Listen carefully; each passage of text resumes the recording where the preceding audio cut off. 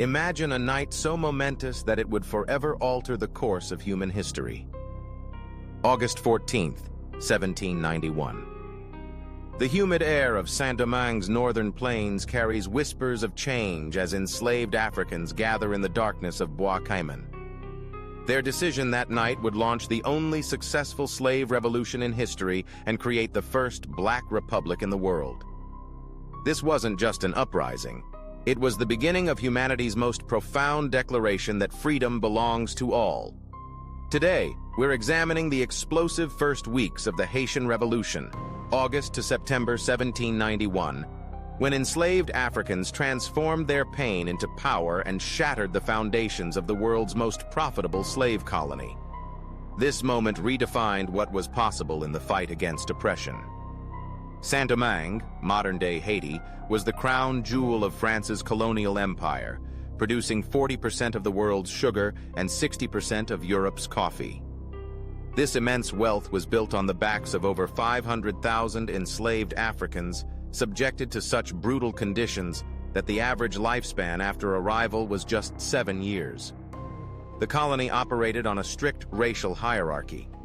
White planters at the top, followed by free people of color, and enslaved Africans at the bottom.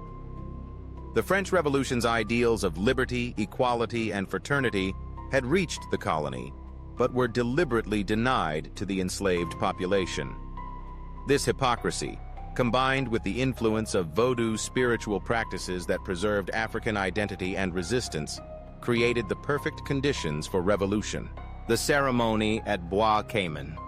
On August 14, 1791, a Vodou ceremony led by Dutty Boukman and priestess Cécile Fatiman united the enslaved population in a sacred oath.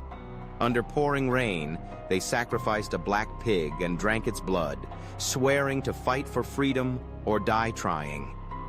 This wasn't merely spiritual, it was a strategic planning meeting disguised as a religious gathering to avoid suspicion. The uprising begins. On the night of August 22nd to 23rd, flames illuminated the northern plains as enslaved people attacked plantations across the region. Within days, more than 1,000 plantations were burning. The revolutionaries used machetes, hoes, and torches, the very tools of their enslavement, as weapons of liberation. By August 25th, the entire northern province was engulfed in revolt. Leadership emerges. Boukman, Georges Biassou, Jean-François Papillon, and Jeannot Bullitt emerged as early leaders, organizing the rebels into a formidable fighting force. They implemented guerrilla warfare tactics using their knowledge of the landscape to outmaneuver French troops.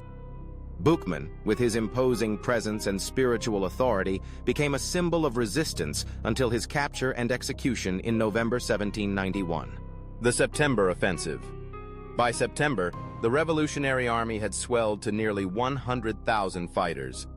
They controlled much of the northern countryside and began coordinated attacks on major cities. Le Cap Français, now Cap Haitien, the colonial capital, was surrounded by revolutionary forces. The French responded with brutal reprisals, but for every revolutionary killed, more joined the cause. Strategic alliance building. The revolutionaries strategically reached out to free people of color and even some white colonists who opposed slavery. They also communicated with Spanish forces on the other half of Haiti Island, setting the stage for future alliances that would prove crucial to their success. Present-day impact. These initial weeks of revolution forever changed how the world understood freedom struggles. The Haitian Revolution challenged the fundamental belief systems that justified slavery and colonialism. Today, Haiti's revolution remains the blueprint for liberation movements worldwide, proving that those deemed powerless can seize their freedom through collective action and unwavering determination. Yet this history has been deliberately suppressed, omitted from textbooks and discussions of revolutionary periods. The world feared Haiti's example would inspire other enslaved populations to rise, and colonial powers economically punished Haiti for generations.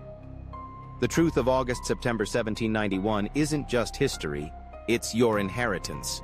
Your ancestors didn't just fight for personal freedom, They fought to prove black humanity and dignity in a world that denied both. They created a new vision of universal human rights decades before such concepts entered global consciousness. When we understand the strategic brilliance, spiritual power, and uncompromising courage of the revolutionary generation, we reclaim our narrative. Haiti wasn't born poor, it was made poor by those who feared its example. The same revolutionary blood that ignited those August nights flows through you today. If this hidden history moved you, share this video to help others discover the truth about Haiti's revolutionary beginning. Subscribe to Haiti Diaspora Voice for more untold stories of our glorious past and the keys to our liberated future. Remember, knowledge of self is the first step toward true freedom. Ayibobo. Next, the revolution builds, 1791 to 1792.